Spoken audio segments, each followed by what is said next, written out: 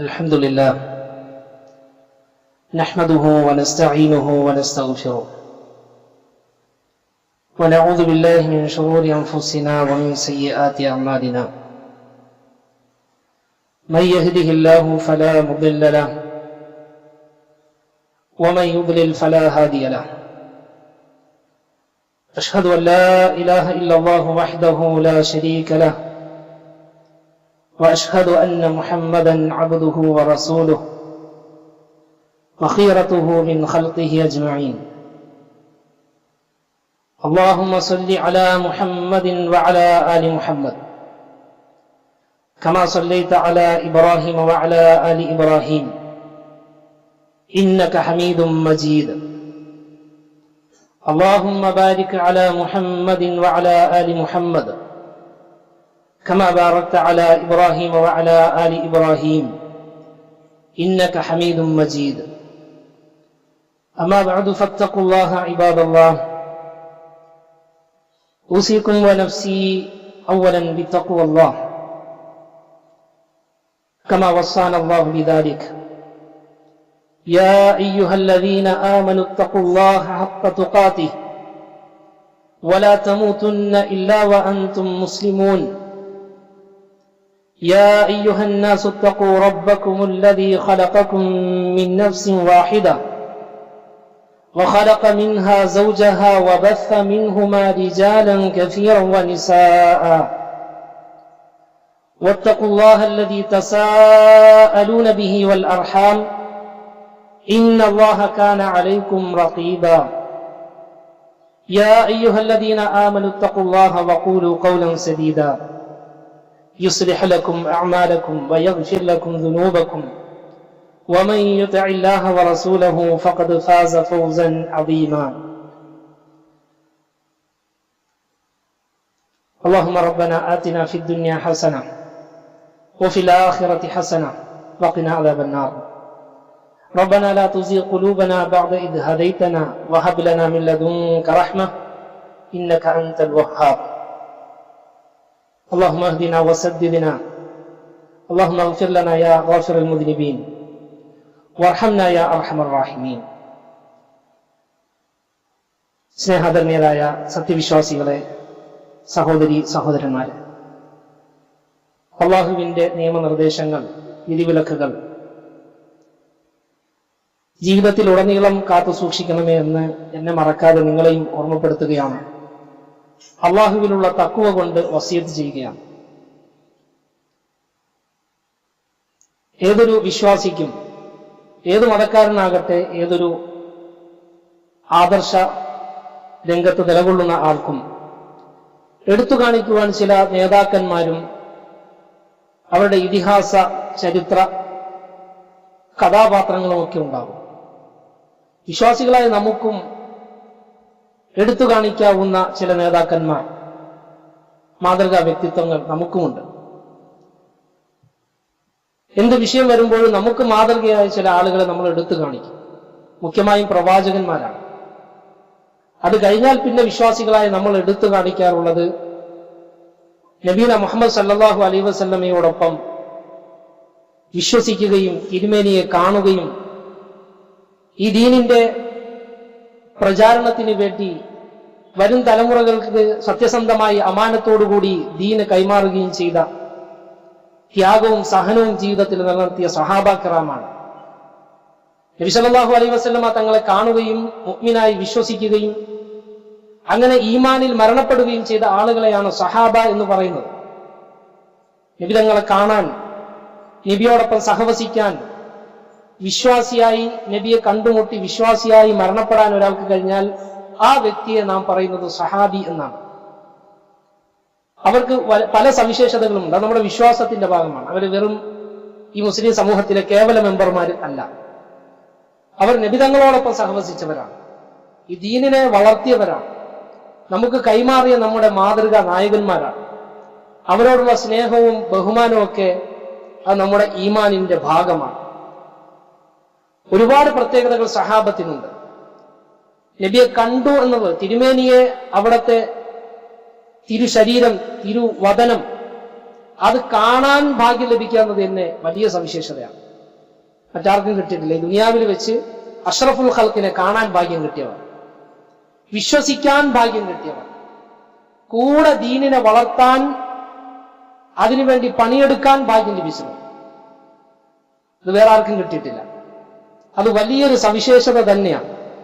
ഏറ്റവും ഉത്തമ തലമുറ എന്ന് നബിയുന മുഹമ്മദ് സല്ലല്ലാഹു അലൈഹി വസല്ലം വിശേഷിപ്പിച്ചവർ. ഖൈറുൻ നാസി ഖർനി, ഒരു ചെറിയൊരു പ്രയോഗമല്ല. എത്ര തലമുറകളാണ്, എത്ര ജനറേഷനാണ് ഇങ്ങനെ കടന്നുപോയത്. എത്രയോ മഹാന്മാർ ഈ സമുദായത്തിൽ ഉണ്ടായിട്ടുണ്ട്. ദീനിന് വേണ്ടി ഒരുപാട് ഖിദ്മത്തുകൾ ചെയ്ത ആളുകളുമുണ്ട്. പക്ഷെ അവരെ കുറിച്ചൊന്നുമല്ല നബി സല്ലല്ലാഹു അലൈഹി വസല്ലം ഖൈറുൻ നാസ്, ജനങ്ങളിൽ ഏറ്റവും ഉത്തമർ എന്ന് വിശേഷിപ്പിച്ചത് സഹാബാക്കളെ കുറിച്ചാണ്.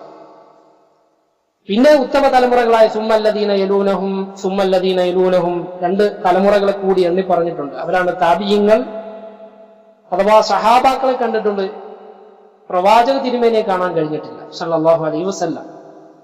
ആ സഹാബത്തിൽ നിന്ന് വിജ്ഞാനം സ്വീകരിച്ച് തലമുറകളിലേക്ക് കൈമാറിയവർ താബിഈങ്ങൾ, അവരെ കണ്ടവർ താബിഉ താബിഈങ്ങൾ. ഈ മൂന്ന് തലമുറകളെയാണ് സലഫുസ് സ്വാലിഹീങ്ങൾ എന്ന് വിശേഷിപ്പിക്കുന്നത്.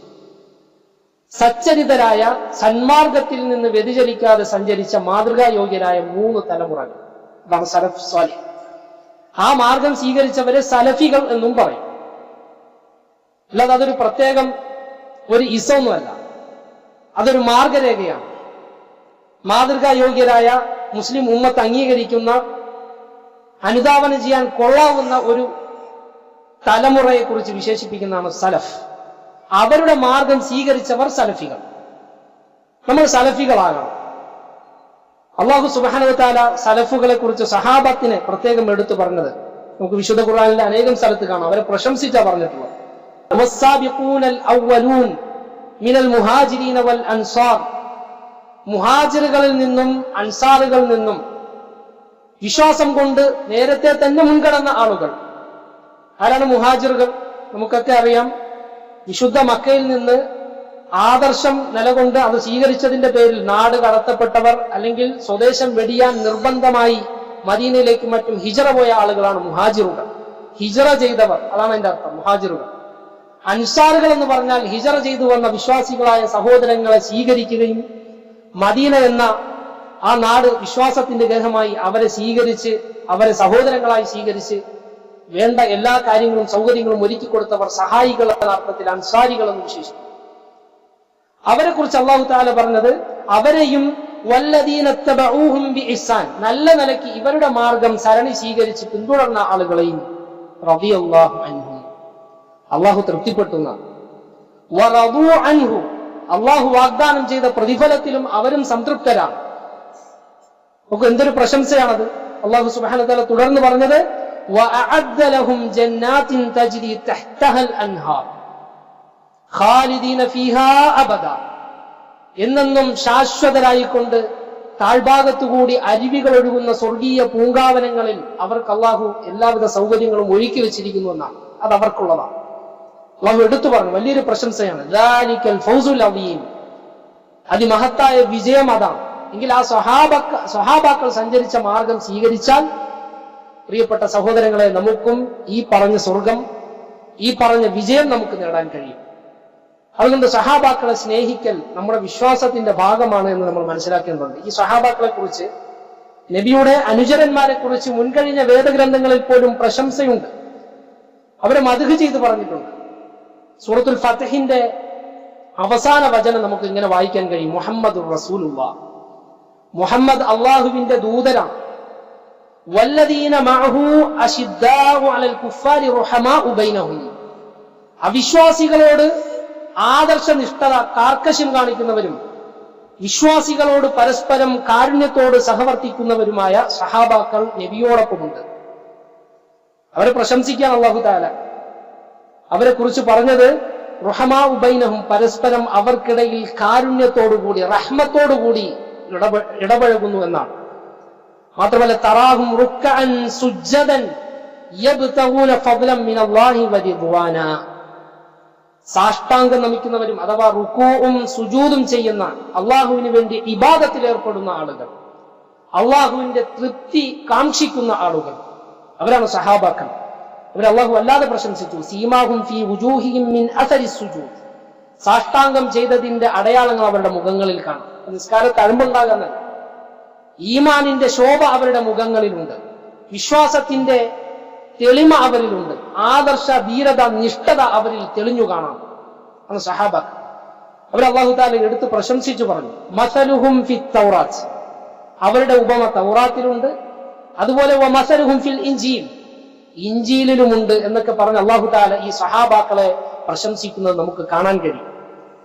നബിയോടൊപ്പം ജീവിക്കുവാനും ഇസ്ലാമിന് വേണ്ടി പണിയെടുക്കുവാനും ഭാഗ്യം ലഭിച്ചവർ എന്ന നിലയിൽ സ്വഹാബാക്കൾ എല്ലാവരും മികച്ചവരാണ്. എന്നാൽ അവരിൽ തന്നെ ശ്രേഷ്ഠതയിൽ പല ദർജയാണ്. എല്ലാവരും ഒരുപോലെയല്ല. ചിലർക്ക് ചിലരെക്കാൾ അല്ലാഹു തആല പദവി നൽകിയിട്ടുണ്ട്. എങ്ങനെ? റസൂലുമാർക്കിടയിൽ പോലും അല്ലാഹു തആല ചിലർക്ക് ചിലരെക്കാൾ ശ്രേഷ്ഠത നൽകിയെന്നാണുള്ളത്. തിൽക റുസുലു ഫദ്ദൽനാ ബഅദഹും അലാ ബഅദ്, പ്രവാചകന്മാരിൽ തന്നെ അല്ലാഹു തആല ചിലർക്ക് മറ്റു ചിലരെക്കാൾ ശ്രേഷ്ഠത നൽകിയിട്ടുണ്ട്. അഫ്ദലുർ റുസുൽ നബീന മുഹമ്മദ് സല്ലല്ലാഹു അലൈഹി വസല്ലം, ഏറ്റവും ഉത്തമർ എന്നല്ല, അഷ്റഫുൽ ഖൽഖ്, സൃഷ്ടികളിൽ തന്നെ ഏറ്റവും ഉന്നതൻ ഷറഫുള്ളവർ, അതും നബീന മുഹമ്മദ് സല്ലല്ലാഹു അലൈഹി വസല്ലം. പിന്നെ നബീന ഇബ്രാഹിം ഖലീലുല്ലാഹ് അലൈഹിസ്സലാമാണ്. ഇങ്ങനെയൊക്കെ നമുക്ക് ശ്രേഷ്ഠതകൾ പറയുമ്പോൾ കാണാം. ഇതുപോലെ സഹാബാക്കളെ പറയുമ്പോൾ ഏറ്റവും സ്ഥാനം മുഹാജിറുകൾക്കാണ്, പിന്നെ അൻസാറുകൾക്കാണ്. നേരത്തെ പറഞ്ഞ മുഹാജിറുകൾ മക്കയിൽ നിന്നും പലായനം ചെയ്ത സഹാബാക്കൾ, അവരെ സ്വീകരിച്ച അൻസാറുകൾ. ഇനി വ്യക്തികളെ നോക്കുകയാണെങ്കിൽ ചിലർ 10 പേർക്ക് പ്രത്യേകത നൽകിയത് കാണാൻ കഴിയും. അൽ അശറത്തുൽ മുബശ്ശറൂൻ, സ്വർഗമുണ്ടെന്ന് പ്രവാചകരുടെ തിരുനാവിനാൽ ഈ ലോകത്ത് വെച്ച് തന്നെ അറിയിക്കപ്പെട്ട സന്തോഷ വാർത്ത കിട്ടിയ അതിൽ പ്രധാനികളാണ് 4 ഖലീഫമാർ. അവർ ഏറ്റവും സ്ഥാനം അർഹിക്കുന്നവരാണ്. അബൂബക്കർ, ഉമർ, ഉസ്മാൻ, അലി, ഇവരാണ് 4 അൽ ഖുലഫാ ഉർ റാഷിദൂൻ എന്നറിയപ്പെടുന്നവർ. ഇങ്ങനെയൊക്കെ പിന്നീട് ബദറിൽ പങ്കെടുത്ത ബദരീങ്ങൾ. ബദരീങ്ങളെ കുറിച്ച് പറയുമ്പോൾ ബദരീങ്ങളെ സ്നേഹിക്കേണ്ടവരും അവർക്ക് ഉള്ള പദവി അല്ലാഹു സുബ്ഹാനഹു വ തആല കഴിഞ്ഞതും വരാനിരിക്കുന്നതുമായ അവരുടെ ഹയാത്തിൽ തന്നെ, അവർ ജീവിച്ചിരിക്കവെ തന്നെ ബദറിൽ പങ്കെടുത്ത ആളുകൾക്ക് അല്ലാഹു എല്ലാ തെറ്റുകളും മാപ്പ് നൽകി എന്നാണ് പുറത്തു കൊടുത്ത ആൾക്കാരാണ്. ആ ബദറിൽ ഹാജരായവർ മലക്കുകളിൽ, ബദറിൽ ഹാജരായ മലക്കുകൾ ഉത്തമരാണ്, ഖൈറാണ്. മനുഷ്യരിൽ ഉത്തമർ ഈ ബദരീങ്ങൾ ആണ് എന്ന് നമുക്ക് ഹദീസുകളിൽ കാണാൻ കഴിയും. വലിയ ശ്രേഷ്ഠതയാണ് അവർക്ക് നൽകുന്നത്. പിന്നെ ഉഹുദിൽ പങ്കെടുത്തവർ, നബി സല്ലല്ലാഹു അലൈഹി വസല്ലമയോടൊപ്പം ഹുദൈബിയ സന്ധിയുമായി ബന്ധപ്പെട്ട് ചരിത്രത്തിലെ പ്രധാനമായ ഹുദൈബിയ സന്ധിയിൽ ബൈഅത്തു റിദ്വാൻ എന്ന ചരിത്ര പ്രസിദ്ധമായ പ്രവാചകരോട് ബൈഅത്ത് ചെയ്ത ഒരു സംഭവം നടക്കുന്നുണ്ട്. ആ ചരിത്ര പശ്ചാത്തലം വിശദീകരിക്കുന്നില്ല. എങ്കിലും അവിടെ പങ്കെടുത്ത സഹാബാക്കൾ അവർക്കൊക്കെ വലിയ മഹത്വം, പോരിശ പ്രമാണങ്ങൾ പഠിപ്പിക്കുന്നുണ്ട്. എന്നാൽ സഹാബാക്കളെ കുറിച്ച് പറഞ്ഞെടുത്ത് കാണാം, ലാ യസ്തവി മിൻകും മൻ അൻഫഖ മിൻ ഖബ്ലിൽ ഫത്ഹി വഖാതൽ, മക്ക വിജയത്തിനു മുമ്പ് ഇസ്ലാമിന് വേണ്ടി ചെലവഴിക്കുകയും ഇസ്ലാമിന് വേണ്ടി സമരം ചെയ്യുകയും ചെയ്ത ആളുകൾ അതിനുശേഷം വന്നവരെ പോലെ ആകുല. ലാ യസ്തവി, തുല്യരാവുകയില്ല. സഹാബാക്കളെ കുറിച്ച് അല്ലാഹു തആല പറഞ്ഞതാണ്, ഉലൈക അഅ്ളമു ദറജതൻ മിനല്ലദീന അൻഫഖു മിൻ ബഅദു വഖാതൽ, മക്ക വിജയത്തിനു ശേഷം ഇസ്ലാം ശക്തിയാർജിച്ചതിനു ശേഷം ഇസ്ലാമിലേക്ക് കടന്നു വരികയും പ്രവാചകരെ കാണുകയും ചെയ്ത സഹാബാക്കൾ പോലും അതിനു മുമ്പ് വന്ന മക്ക വിജയത്തിന് വന്ന ആളുകളുടെ പദവിയില്ല. എങ്കിൽ പ്രിയപ്പെട്ടവരെ, നബിയെ കാണാത്ത പിന്നീട് വന്നവരായ ആളുകൾക്ക് എങ്ങനെയാണ് ഈ ദറജയിലെത്താൻ കഴിയുക? എന്തു വലിയ മഹത്വമാണ് ആ സഹാബത്തിനുള്ളത് ആലോചിച്ചു. അത്ര വലിയ പ്രശംസയാണ് അല്ലാഹു സുബ്ഹാനഹു വ തആല നൽകിയിട്ടുള്ളത്. പ്രത്യേകിച്ച് നമുക്ക് സഹാബാക്കളിൽ മറ്റു ചില ആളുകളോട്, അബൂബക്കർ, ഉമർ, ഇങ്ങനെ തുടങ്ങി നബി സല്ലല്ലാഹു അലൈഹി വസല്ലമയുടെ കൂടെ സഹകരിച്ചിരുന്ന, സഞ്ചരിച്ചിരുന്ന, എല്ലാത്തിനും ഒപ്പമുണ്ടായിരുന്ന, ഒരുപാട് സഹിച്ച സഹാബാക്കളെ പ്രത്യേകം നമ്മൾ നെഞ്ചിലേറ്റേണ്ടതുണ്ട്, സ്നേഹിക്കേണ്ടതുണ്ട്. ഇത് നമ്മുടെ വിശ്വാസത്തിന്റെ ഭാഗമാണ്. ചില ആളുകളെ കുറിച്ച് ഇങ്ങനെ നമ്മളൊരു കേവലം ഹിസ്റ്ററി പഠിക്കുക എന്നതിലുപരി ചില മഹാന്മാരെ, ചില വ്യക്തികളെ നമ്മൾ അറിയണത് നമ്മുടെ ഈമാനിന്റെ ഭാഗമാണ്. അവർ സഞ്ചരിച്ച പാത എടുക്കുക, അവരെങ്ങനെ നബിയെ സ്നേഹിച്ചിരുന്നു, അവരെങ്ങനെ ഖുർആനിനെ സ്വീകരിച്ചിരുന്നു, അവരെങ്ങനെ ആയത്തുകളെയും ഹദീസുകളെയും മനസ്സിലാക്കിയിരുന്നു. ഈ രൂപത്തിൽ മനസ്സിലാക്കുക, അവരുടെ വഴി തിരഞ്ഞെടുക്കുക എന്നുള്ളത് നമുക്ക് നിർബന്ധമാണ്. അതുകൊണ്ടാണ് ഈ സഹാബത്തിന്റെ ചരിത്രവും അവരുടെ മഹത്വവും നമ്മൾ പറയുന്നത്. ദീന് സ്വീകരിക്കേണ്ട പ്രധാന സ്രോതസ് എന്ന് പറഞ്ഞാൽ തന്നെ അവർ മനസ്സിലാക്കിയ രൂപത്തിലാണ്. എല്ലാവരും ഖുർആനും സുന്നത്ത് എന്നൊക്കെ പറയും. നമുക്കറിയാം, മുസ്ലിം സമൂഹത്തിൽ പല ആദർശക്കാരും വ്യതിയാന കക്ഷികളുമുണ്ട്. എല്ലാവർക്കും പറയാനുള്ളത് ഖുർആനും സുന്നത്തും തന്നെയാണ്. നമ്മൾ ഖുർആൻ ഓതുന്നുണ്ട്, സുന്നത്ത് പറയുന്നുണ്ട് എന്നൊക്കെ ആളുകൾ പറയും. പക്ഷെ പ്രിയപ്പെട്ടവരെ, ആ ഖുർആനിക വചനം, പ്രവാചക തിരുമേനിയുടെ ഹദീസ് സഹാബാക്കൾ ആരെങ്കിലും ഇങ്ങനെ മനസ്സിലാക്കിയിരുന്നു എന്നത് മുഖ്യമാണ്. അതിനാണ് മൻഹജു സലഫ് എന്ന് നമ്മൾ പറയുന്നത്. മുൻഗാമികളുടെ പാത, അവരുടെ മാർഗം, അവരെങ്ങനെ പ്രമാണങ്ങളെ നോക്കിക്കണ്ടുവോ അപ്രകാരം പ്രമാണങ്ങളെ നോക്കുകയും മനസ്സിലാക്കുകയും ചെയ്യലാണ് മൻഹജു സലഫ്. നമുക്ക് നിർബന്ധമാണ്. ഒരാൾക്കും ഖുർആനും ഹദീസും എടുത്തു വെച്ചിട്ട് സ്വന്തം ഇഷ്ടപ്രകാരം അതിനെ വ്യാഖ്യാനിച്ച് ഒപ്പിക്കുക എന്നുള്ളത് അനുവദനീയമല്ല. എനിക്ക് തോന്നുന്ന പോലെ നമുക്കറിയാം, വിശുദ്ധ ഖുർആനും തിരുസുന്നത്ത് എന്നുള്ളത് അറബി ഭാഷയിൽ ഇറങ്ങിയതാണ്. അത് ഇറങ്ങിയ പ്രഥമ ഓഡിയൻസ് ഉണ്ട്, അതാണ് സഹാബാക്കൾ. അവർക്ക് കൂടുതൽ വിശുദ്ധ ഖുർആനിലും തിരുസുന്നത്തിലും അവഗാഹമുണ്ട്. അവര് വിശ്വാസത്തിൽ വ്യതിചലിക്കാത്തവരാണ്. അവരുടെ വിശ്വാസം നമ്മൾ സ്വീകരിച്ച് നമ്മൾ രക്ഷപ്പെട്ടു, തീർച്ചയാണ്. കാരണം അള്ളാഹു പ്രശംസിച്ചവരെ റളിയല്ലാഹു അൻഹും വറദു. അതുകൊണ്ടാണ് ഇത് പറയുന്നത്. പ്രത്യേകിച്ച് പിന്നെ അഹ്ലു ബൈത്തിനെ കുറിച്ച് നബി സല്ലല്ലാഹു അലൈഹി വസല്ലം പറഞ്ഞിട്ടുണ്ട്, വ അഹ്ലു ബൈത്തി. നബി സല്ലല്ലാഹു അലൈഹി വസല്ലം അഹ്ലു ബൈത്തിനെ, അഹ്ലുൽ ബൈത്ത് എന്ന് പറഞ്ഞാൽ പ്രവാചക കുടുംബത്തിലെ വിശ്വാസികളാണ്. നബി സല്ലല്ലാഹു അലൈഹി വസല്ലം നമ്മളെ പ്രത്യേകം ഓർമ്മപ്പെടുത്തി, സഹാബാക്കൾ നിരനിന്ന ഒരു സന്ദർഭത്തിൽ, ഉദക്കിറുക്കുമുല്ലാഹ ഫീ അഹ്ലി ബൈത്തി, എന്റെ കുടുംബക്കാരുടെ വിഷയത്തിൽ വിശ്വാസികളെ നിങ്ങളെ നാം അള്ളാഹുവിനെ മുൻനിർത്തി ഓർമ്മപ്പെടുത്തുന്നു. അവരുടെ വിഷയത്തിൽ ചില ബാധ്യതകളുണ്ട്. അവരെ ബഹുമാനിക്കണം. അഹ്ലുൽ ബൈത്തിനെ, നബി കുടുംബത്തെ. നമ്മൾ നബി കുടുംബത്തെ അവഗണിക്കുന്നവരല്ല. നബി കുടുംബത്തിന്റെ പേരിൽ മറ്റു ചില സഹാബാക്കളെ തള്ളിപ്പറയുകയോ അവരെ ആക്ഷേപിക്കുകയോ ലഅനത്ത് ചെയ്യുന്നവരോ അല്ല. ഇന്ന് മധ്യമ നിലപാടാണ് നമുക്കുള്ളത്. മുസ്ലിം ലോകത്ത് സഹാബാക്കളുടെ വിഷയത്തിൽ മധ്യമ നിലപാടാണ്. ചിലരോട് പ്രത്യേക സ്നേഹം, മറ്റു ചിലരെ ഇകഴ്ത്തുക, അവഗണിക്കുക, അവരെ ലഅനത്ത് ചെയ്യുക നമുക്കില്ല. ഒരു മുസ്ലിമിനെ സംബന്ധിച്ചിടത്തോളം എല്ലാ സഹാബത്തിനോടും സ്നേഹമാണ്, പ്രിയമാണ്. എന്നാൽ ചിലർക്ക് പ്രത്യേക സ്ഥാനം നൽകിയവരെ ആ സ്ഥാനം നമ്മൾ നൽകുകയും ചെയ്യും. ഇതാണ് നമ്മുടെ നിലപാട് എന്നുള്ളത്. അഹ്ലുൽ ബൈത്ത് എന്ന് പറഞ്ഞാൽ തന്നെ സ്വതക്ക നിഷിദ്ധമായവരാണ്. സകാത്ത് അവർക്ക് ഹറാമാണ്, അവർക്ക് തിന്നാൻ പാടില്ല, അത് ഉപയോഗപ്പെടുത്താൻ പാടില്ല. ഇനി പരമദരിദ്രരായി പരവശരായി ജീവിക്കേണ്ടി വന്നാലും സകാത്തിന്റെ മുതൽ അവർക്ക് അനുവദനീയമല്ല. അതാണ് ഇസ്ലാമിന്റെ നിയമം. അവരാണ് അഹ്ലുൽ ബൈത്ത്. അതിൽ ആരൊക്കെ ഉൾപ്പെടും എന്നതിൽ നമ്മൾ ആയത്തുകളും ഹദീസുകളൊക്കെ നോക്കുമ്പോൾ പണ്ഡിതന്മാർ വിവിധ രൂപങ്ങൾ വിശദീകരിച്ചത് കാണാം. എങ്കിലും പ്രവാചക പത്നിമാർ, ബനു ഹാഷിം, ബനുൽ മുത്തലിബ് എന്ന നബി കുടുംബത്തിൽ അവിടുത്തെ പരമ്പരയിലുള്ളവർ, ആ സന്താനങ്ങൾ, നബി സല്ലല്ലാഹു അലൈഹി വസല്ലമയുടെ സന്താന വഴിയിലൂടെ ഉള്ളവർ, അവരൊക്കെയാണ് അഹ്ലുൽ ബൈത്ത് എന്നറിയപ്പെടുന്നത്. അവർക്ക് സ്വതക്ക പാടില്ല, സകാത്ത് പാടില്ല, അവർക്ക് നിഷിദ്ധമാണ്. അത്ര ശ്രേഷ്ഠതയുള്ള നബി കുടുംബം, അവരോട് നമുക്ക് ചില ബാധ്യതകളും പ്രത്യേക സ്നേഹങ്ങളും ഒക്കെ ഉണ്ട്. അത് തീർച്ചയാണ്. ഒരിക്കൽ നബി സല്ലല്ലാഹു അലൈഹി വസല്ലം അവിടത്തേക്ക് ഒരു യമനിൽ നിന്ന് കിട്ടിയൊരു വസ്ത്രം, ഒരു അല്പം വലുപ്പമുള്ള ഒരു വസ്ത്രം നബി സല്ലല്ലാഹു അലൈഹി വസല്ലം ചുമലിൽ പുതച്ചിരുന്നു. മഹാന്മാരായ സ്വർഗത്തിലെ സയ്യിദുകളാണ് എന്ന് നബി സല്ലല്ലാഹു അലൈഹി വസല്ലം പഠിപ്പിച്ച അൽ ഹസൻ വൽ ഹുസൈൻ, നബി തങ്ങളുടെ പുത്രിയായ ഫാത്തിമയുടെയും അലിയാർ തങ്ങളുടെയും മക്കൾ അൽ ഹസൻ വൽ ഹുസൈൻ. ഹസൻ ഓടി വന്നപ്പോൾ നബി സല്ലല്ലാഹു അലൈഹി വസല്ലം അവിടുത്തെ പുതപ്പിനകത്തേക്ക് ഹസനെ ചേർത്ത് പിടിച്ചു. പിന്നീട് ഹുസൈൻ വന്നു, ഹുസൈനെയും ചേർത്ത് പിടിച്ചു. പിന്നീട് മകൾ ഫാത്തിമ വന്നു, ഫാത്തിമയും ആ പുതപ്പിന്റെ ഉള്ളിലാക്കാൻ ശ്രമിച്ചു. പിന്നീട് വരുന്നത് അലി റളിയല്ലാഹു അൻഹു ആണ്. അദ്ദേഹത്തെയും നബി സല്ലല്ലാഹു അലൈഹി വസല്ലം ആ തട്ടത്തിലേക്ക് എല്ലാവരെയും ചേർത്ത് പിടിച്ചിട്ട് വിശുദ്ധ ഖുർആനിലെ ആയത്തോതി, ഇന്നമാ യുരീദുല്ലാഹു ലിയുതഹിറ അൻകുമുർ റിജ്സ അഹ്ലൽ ബൈത്ത്, ഇന്നമാ യുരീദുല്ലാഹു ലിയുദ്ഹിബ അൻകുമുർ റിജ്സ അഹ്ലൽ ബൈത്ത് വയുതഹിറകും തത്ഹീറാ. നിങ്ങളിൽ നിന്നും റിജ്സ്, മ്ലേച്ഛത നീക്കുവാനാണ് അള്ളാഹു ഉദ്ദേശിക്കുന്നത്. മാലിന്യം, എല്ലാവിധ മ്ലേച്ഛതകളെ നിങ്ങൾ നീക്കുവാൻ, നിങ്ങളെ ശുദ്ധീകരിക്കുവാനുമാണ് അള്ളാഹു തആല ഉദ്ദേശിക്കുന്നത് എന്ന വചനം സൂറത്തുൽ അഹ്സാബിൽ ആയത്തോതി കൊടുത്തു നമുക്ക് കാണാം. ഇന്നമാ യുരീദുല്ലാഹു ലിയുദ്ഹിബ അൻകുമുർ റിജ്സ്. റിജ്സ് എന്ന് പറഞ്ഞാൽ വിശ്വാസത്തിലും സ്വഭാവത്തിലും വരുന്ന മ്ലേച്ഛതകൾ, എല്ലാവിധ മാലിന്യങ്ങൾ. അവർ ശിർക്കിൽ നിന്ന് മുക്തരാണ്, സ്വഭാവ വൈകല്യങ്ങളിൽ നിന്ന് മുക്തരാണ്, അവരെ സംശുദ്ധീകരിച്ചു, അവർ മാതൃകാ യോഗ്യരാണ്. ആ അഹ്ലുൽ ബൈത്ത്, അവരെ ചേർത്ത് പിടിച്ച് നബി സല്ലല്ലാഹു അലൈഹി വസല്ലം ഈ വചനം ഓതിയത് നമുക്ക് കാണാൻ കഴിയും. ആ ഒരു മഹത്വം നമ്മൾ അഹ്ലു ബൈത്തിന് കൊടുക്കണം. നമ്മുടെ വിശ്വാസത്തിന്റെ ഭാഗമാണ്, ഈമാനിന്റെ ഭാഗമാണ്. അത് പ്രിയപ്പെട്ടവരെ നമ്മൾ നിലനിർത്തണം. അവരെ മാതൃകയാക്കുവാൻ വേണ്ടി നമ്മൾ ശ്രദ്ധിക്കണം. ഒരു മുസ്ലിമിന്റെ വിശ്വാസം എങ്ങനെയാകണം? അഹ്ലുസുന്നത്തി വൽ ജമാഅത്തിൽ വിശ്വസിക്കുന്ന ആൾ സഹാബാക്കളോടുള്ള നിലപാട് എങ്ങനെയാകണം എന്ന് പറയുന്നിടത്ത് ഇമാം അബൂ ജഅഫർ അത്ത്-തഹാവി റഹ്മത്തുള്ളാഹി അലൈഹി പറഞ്ഞൊരു വാചകം നിങ്ങൾ ഓർമ്മപ്പെടുത്തുക. അദ്ദേഹം പറഞ്ഞു, വനുഹിബ്ബു അസ്ഹാബ റസൂലില്ലാഹി സ്വല്ലല്ലാഹു അലൈഹി വസല്ലം, നാം മുസ്ലിമീങ്ങൾ പ്രവാചകരുടെ അസ്ഹാബിനെ സ്നേഹിക്കുന്നു. വലാ നുഫ്രിതു ഫീ ഹുബ്ബി അഹദി മിൻഹും, അവരിൽ ഒരാളോടുമുള്ള സ്നേഹത്തിൽ ഒരു അതിര് കവിച്ചിലുമില്ല, അതിരുവിടാൻ പാടില്ല. അവരുടെ മരണശേഷം കബറ് കെട്ടിപ്പൊക്കുക, അവരോട് വിളിച്ച് ഇസ്തിഗാസ നടത്തുക, പ്രാർത്ഥിക്കുക, ദുആ ചെയ്യുക ഇല്ല.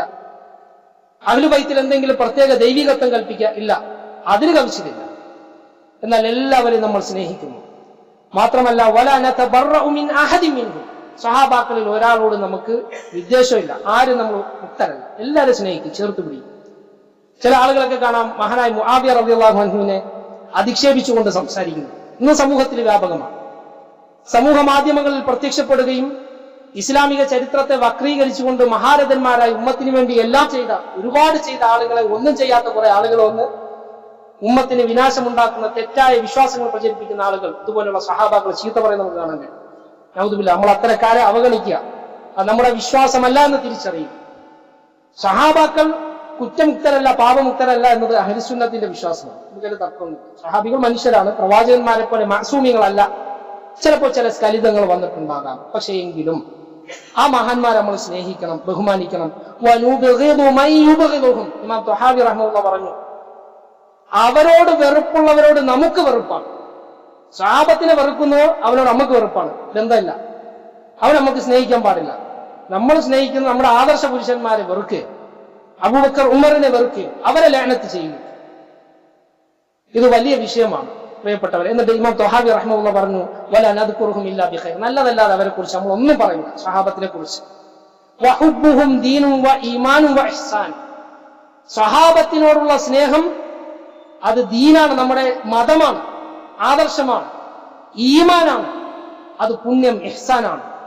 എന്നാൽ അവരോടുള്ള വെറുപ്പ് വബുഗ്ദുഹും കുഫ്റുൻ വ നിഫാഖും വ തുഗ്യാൻ, സഹാബത്തിനെ വെറുക്കുക എന്നുള്ളത് അവിശ്വാസമാണ്, കാപട്യമാണ്, അതിക്രമമാണ്.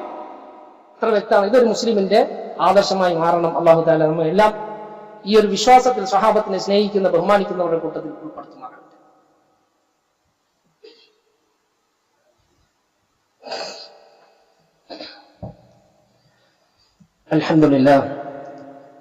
അൽഹംദുലില്ലാഹി റബ്ബിൽ ആലമീൻ, സല്ലല്ലാഹു വസല്ലം അലാ നബിയിന മുഹമ്മദിൻ വഅലാ ആലിഹി വഅസ്ഹാബിഹി അജ്മഈൻ. അല്ലാഹുവിന്റെ വിധിവിലക്കുകൾ ജീവിതത്തിൽ കാത്തു സൂക്ഷിക്കണമെന്ന് ഒരാവർത്തി കൂടി നിങ്ങളെ ഓർമ്മപ്പെടുത്തുകയാണ്, തഖ്വ കൊണ്ട് വസിയത്ത് ചെയ്യുകയാണ്. പ്രിയപ്പെട്ടവരെ, സഹാബാക്കളുടെ വിഷയത്തിൽ അതിര് കവിച്ച് നമുക്ക് പാടില്ല. അള്ളാഹു നൽകിയ സ്ഥാനവും കടന്ന് അവർക്ക് ചില പദവികൾ നൽകുക, നേരത്തെ പറഞ്ഞതുപോലെ അവരിൽ എന്തെങ്കിലും ഒരു ദിവ്യത്വം നൽകുക, കൽപ്പിക്കുക, അത് നമുക്ക് പാടുള്ളതല്ല. എന്നാൽ അർഹിക്കുന്ന സ്ഥാനം കുറച്ചു കാണിക്കാനും പാടില്ല. ഈ വിഷയത്തിൽ ഇസ്ലാമിക ചരിത്രത്തിന്റെ തുടക്കം സഹാബത്തിന്റെ കാലത്ത് തന്നെ ചില വ്യതിയാന കക്ഷികൾ തലമുക്കിയിട്ടുണ്ട്.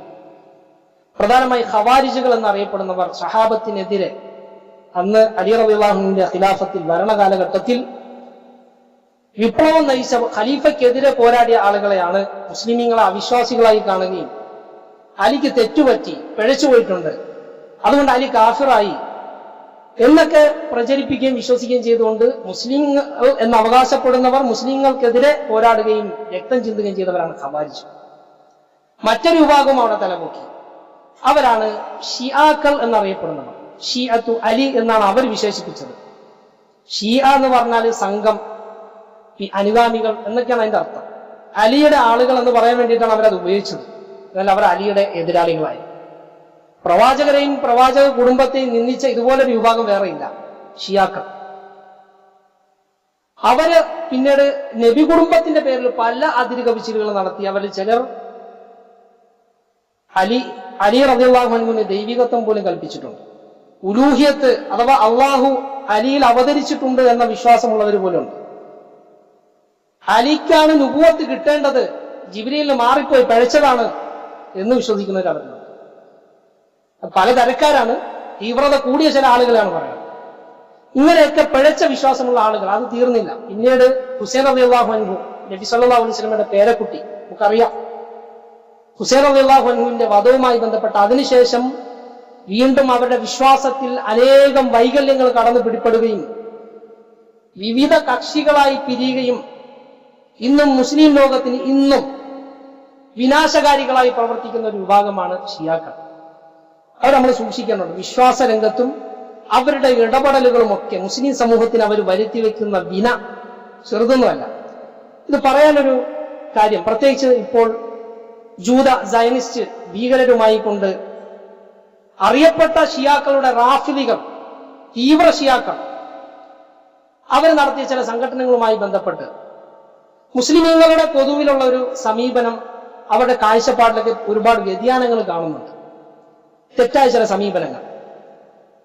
നമുക്കറിയാം, ഫലസ്തീനിലെ നമ്മുടെ സഹോദരങ്ങളെ കാലങ്ങളായി അധിനിവേശം നടത്തി അവിടെ കൂട്ടക്കൊലകൾ നടത്തുന്ന, മുസ്ലിമീങ്ങളുടെ അവകാശങ്ങളെ ഹിംസിച്ചുകൊണ്ടിരിക്കുന്ന നികൃഷ്ടരായ സയനിസ്റ്റുകൾ, അവരുടെ കിരാതമായ പ്രവർത്തനങ്ങൾ, അള്ളാഹു സുബ്ഹാനഹു വ തആല അവർക്ക് അർഹമായ ശിക്ഷ നടപ്പിലാക്കുമാറാകട്ടെ. അവരുടെ ശക്തി അള്ളാഹു ക്ഷയിപ്പിക്കുമാറാകട്ടെ. എത്ര കാലമാണ് നമ്മുടെ സഹോദരങ്ങൾ അവിടെ ദുരിതം അനുഭവിച്ചു കൊണ്ടിരിക്കുന്നത്. പക്ഷെ അവർക്കെതിരിൽ ഈ യുദ്ധവുമായി ബന്ധപ്പെട്ട് അവിടെ ചില നാശനഷ്ടങ്ങൾ വരുത്തിയപ്പോൾ ചില താരവേഷം ഈ റാഫിദികൾ മുസ്ലിമുകളുടെ മനസ്സിലേക്ക് കയറി വരുന്നുണ്ടോ, താരങ്ങളായി തീരുന്നുണ്ടോ എന്ന് നമ്മൾ സൂക്ഷിക്കേണ്ടതുണ്ട്. നമ്മൾ മനസ്സിലാക്കേണ്ടത്, സയനിസ്റ്റുകൾക്ക് കിട്ടുന്ന ഏതൊരു പ്രഹരവും നമ്മുടെ മനസ്സിന്റെ കുളിർമയാണ്. ഇത് സംശയമില്ല. മുസ്ലിമുകൾക്കെതിരെ നാശം വരുത്തിക്കൊണ്ടിരിക്കുന്ന ഭീകരർ, ജൂത ഭീകരന്മാർക്കെതിരിൽ വരുന്ന ഏതൊരു നാശവും നമുക്ക് സന്തോഷം പകരുന്നതാണ്, ഒരു തർക്കമില്ല.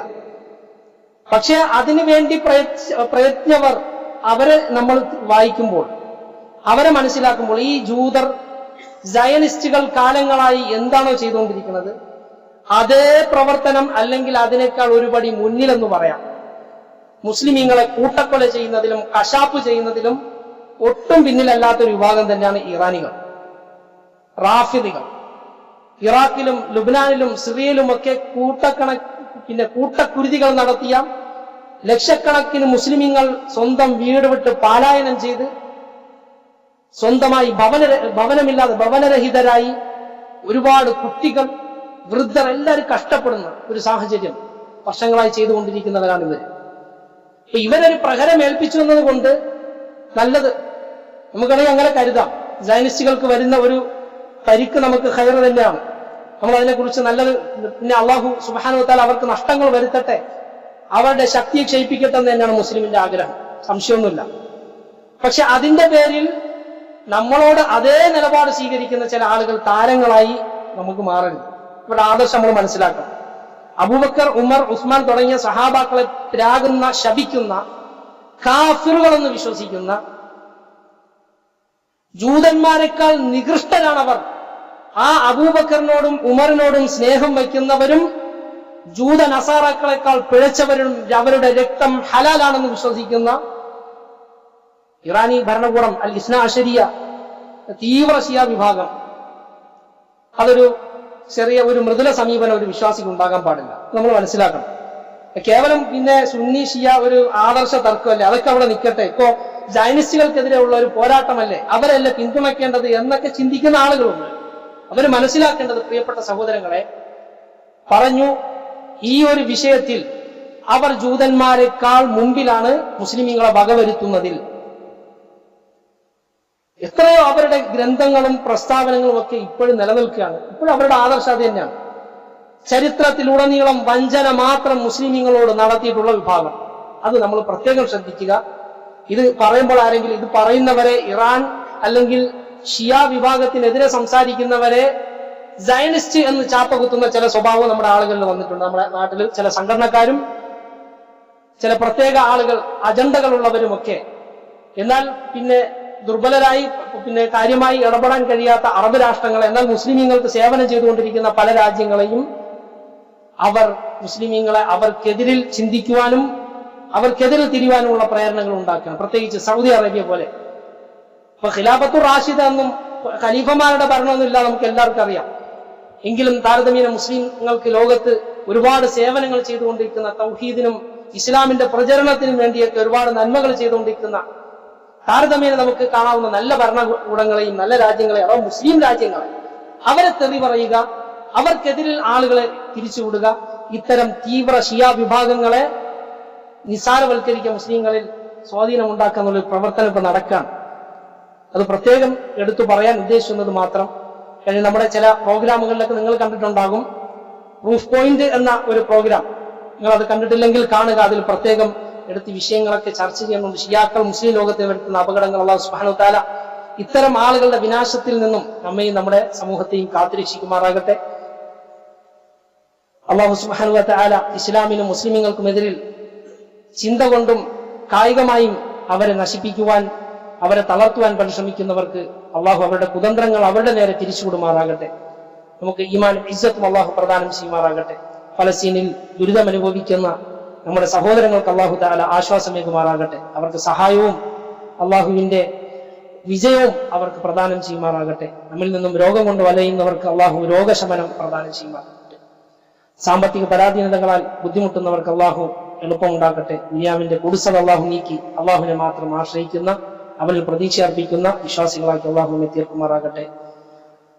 اللهم اغفر للمؤمنين والمؤمنات والمسلمين والمسلمات الأحياء منهم والأموات إنك مجيب الدعوات يا قاضي الحاجات آمين برحمتك يا أرحم الراحمين. صلى الله عليه وسلم.